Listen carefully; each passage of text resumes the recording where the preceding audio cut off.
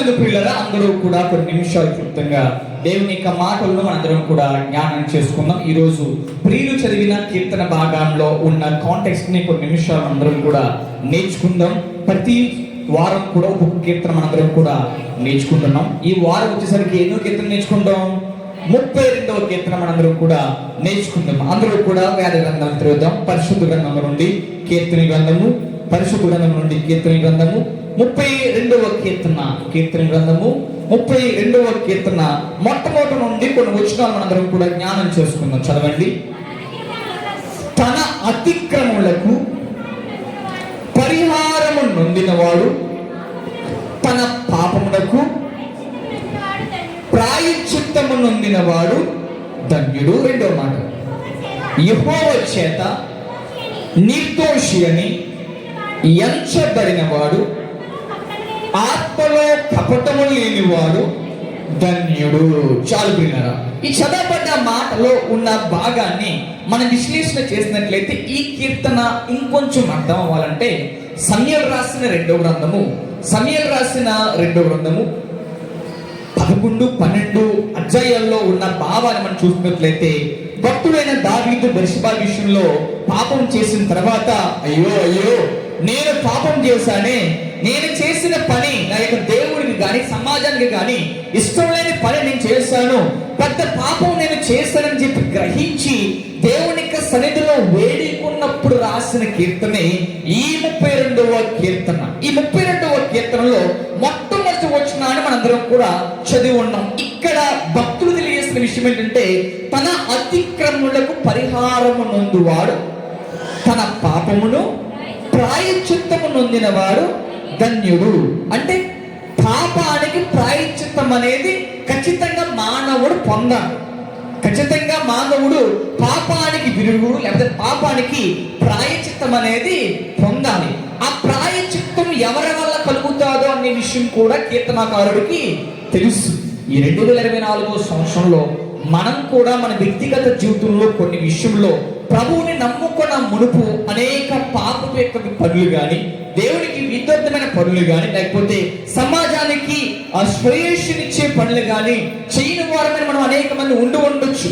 అయినప్పటికీ మన అందరి పాపాల కొరకే యేసుక్రీస్తు ప్రభువారు గొర్రెలో బలియాగమయ్యారు. దేవుడికి స్తోత్రం, హల్లెలూయా. కనుక ఆయన బలియాగమైన తర్వాత ఆయన యొక్క బలార్థం మనకి ఎలా ఉందంటే ప్రాయశ్చిత్తం అయింది. యేసుక్రీస్తు ప్రభువారు కల్వరి శిలువలో బలి అవ్వటం వలన మన పాపాలకి ఏమైంది? ప్రాయశ్చిత్తం అయింది. మన పాపాలకి ప్రాయశ్చిత్తం అయింది. అందరూ కూడా ఇదే 32వ కీర్తన 10వ వచనాన్ని కొన్ని నిమిషాలు మనందరం కూడా జ్ఞానం చేసుకుందాం. 10వ వచనాన్ని అందరూ కూడా కలిసి చదవండి. భక్తిహీనులకు అనేక వేదనలు కలుగుచున్నవి, యెహోవా యందు నమ్మిక ఉంచు వారిని కృప ఆవరించుచున్నది. ఈ మధ్యాహ్న కాలంలో ఈ భాగాన్ని కొన్ని నిమిషాలు మనందరం కూడా జ్ఞానం చేసుకుందాం. ఇక్కడ యెహోవా యందు నమ్మిక ఉంచు వారిని ఏం ఆవరించున్నది? కృప ఆవరించున్నది. ఎవరి కృప? దేవుని కృప. ఎవరి కృప? దేవుని కృప. ప్రభువుని ప్రియులు చూసామంటారు. ఎవరి కృప? దేవుని కృప. ఒక పల్లె పాడదాం. నీ కృప లేనిచో ఒక క్షణమైనడు నేను వచ్చాలను ప్రభు. నీ కృప లేనిచో ఒక క్షణమైనడు నేను వచ్చాలను ప్రభు. ప్రతి క్షణం కనుపాపలా నన్ను కాయుచున్న దేవుడా, ప్రతి క్షణం కనుపాపలా నన్ను కాయుచున్న దేవుడా, నీ కృప లేనిచో ఒక క్షణమైనడు నేను వచ్చాలను ప్రభు. నీ కృప లేనిచో ఒక క్షణమైనడు నేను వచ్చాలను ప్రభు. దేవుడికి స్తోత్రం. కనుక ప్రభువుని ప్రియమైన బిడ్డలారా, ఇక్కడ కీర్తనాకారుడు తెలియజేస్తున్న విషయం ఏంటంటే, యెహోవా యందు నమ్మిక ఉంచు వానికి ఏం ఆవరిస్తుంది? కృప ఆవరిస్తుంది. ఈ మధ్యాహ్న కాల సమయం ముందు మనం నమ్మకం ఎలా ఉండాలి, ఏ విధముగా మనం నమ్మకం కలిగి ఉండాలి, బైబిల్ చెప్తున్న విషయాల్ని కొన్ని నిమిషాలు అందరం కూడా జ్ఞానం చేసుకుందాం. మొట్టమొదటిగా అందరూ కూడా 26వ కీర్తన ఎలా మనం నమ్మిక ఉంచాలి అనే పాఠాన్ని మనం నేర్చుకుందాం. 26వ కీర్తన మొట్టమొదటి వచనం చదవండి. యెహోవా యథార్థవంతుడని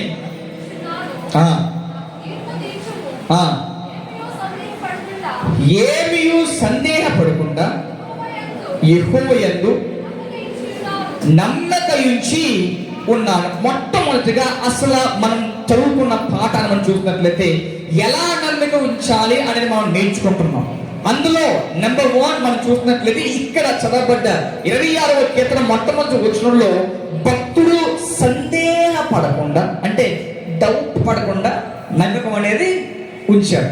ఎలాంటి డౌట్ పడకుండా ఆయన నమ్మకం అనేది ఉంచాడు. ఈ మధ్యాహ్న కాలంలో ఆయన బిడ్డలైన మనమందరము కూడా అదే రీతిగా సందేహపడకుండా దేవుని మీద నమ్మకం ఉంచునుగాక. ఆమేన్. నమ్మకము కలిగి ఎలాంటి సందేహపడకుండా దేవునిలో దినదినము వృద్ధి పొందుముగాక. ఆమేన్. కనుక మొట్టమొదటిగా అసలు ఎలా నమ్మకం ఉంచాలి అనే పాఠాన్ని మనం నేర్చుకుంటున్నాం కనుక మొట్టమొదటిగా సందేహపడకుండా నమ్మకం ఉంచాలి. ఏంటమ్మా?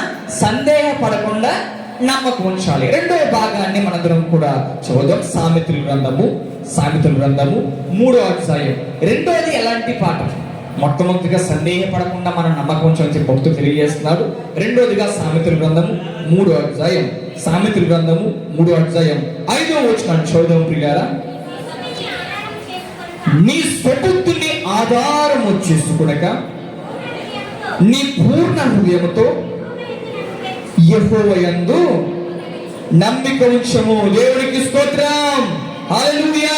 ప్రభువుని ప్రియమైన బిడ్డలారా, ఇక్కడ భక్తుడు తెలియజేస్తున్న విషయం ఏంటంటే నీ పూర్ణ హృదయముతో యెహోవా యందు నమ్మిక ఉంచాలి.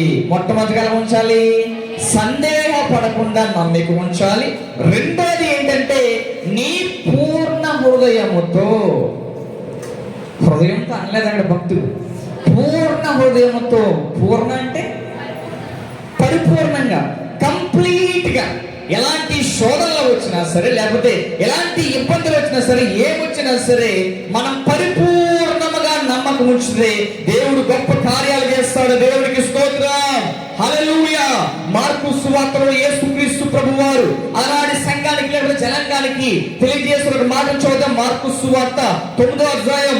మార్కు సువార్త 9వ అధ్యాయం 23వ వచనం చూద్దాం ప్రియులారా. అందుకు యేసు, నమ్ముట నీ వలనైతే నమ్ము వారికి సమస్తము సాధ్యమే. ఇది యేసుక్రీస్తు ప్రభువారు చెప్పిన ఫార్ములా.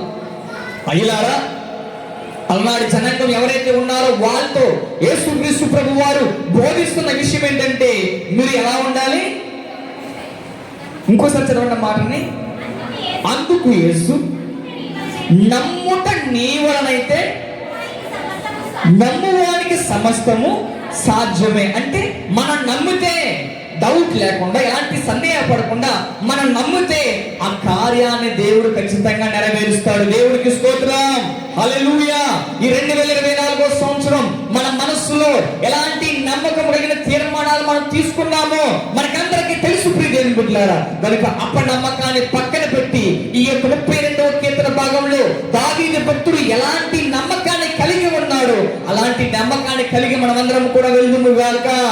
ఆమేన్. గనుక ఎలా నమ్మకం ఉంచాలో పాఠాన్ని తెలుసుకున్నాం. మొట్టమొదటిగా ఎంత బాగా చెప్తున్నారమ్మా, సందేహ పడకుండా నమ్మకం ఉంచాలి. రెండోదిగా పూర్ణ హృదయంతో మనం నమ్మకం కలిగి ఉండాలి. కనుక ఎవరైనా వ్యక్తిగత జీవితంలో, ఆధ్యాత్మిక జీవితంలో ఒకవేళ నమ్మకం అటు ఇటు ఉన్నట్లయితే అలా కాకుండా స్థిరమైన నమ్మకం కలిగి, యేసయ్యను నమ్మిన బిడ్డలైన మనందరూ కూడా స్థిరమైన మనస్సు కలిగి, మనమందరూ కూడా నమ్మకం కలిగి సందేహపడకుండా పూర్ణ హృదయం అంతా దేవునికి కట్టు తిరిపి ముందుకు వెళ్దాం. అలాంటి గొప్ప కృప దేవదేవుడు మనకు అందరికీ దయచేయను గాక. ఆమేన్. ఈ సమయాన్ని సేవకులకు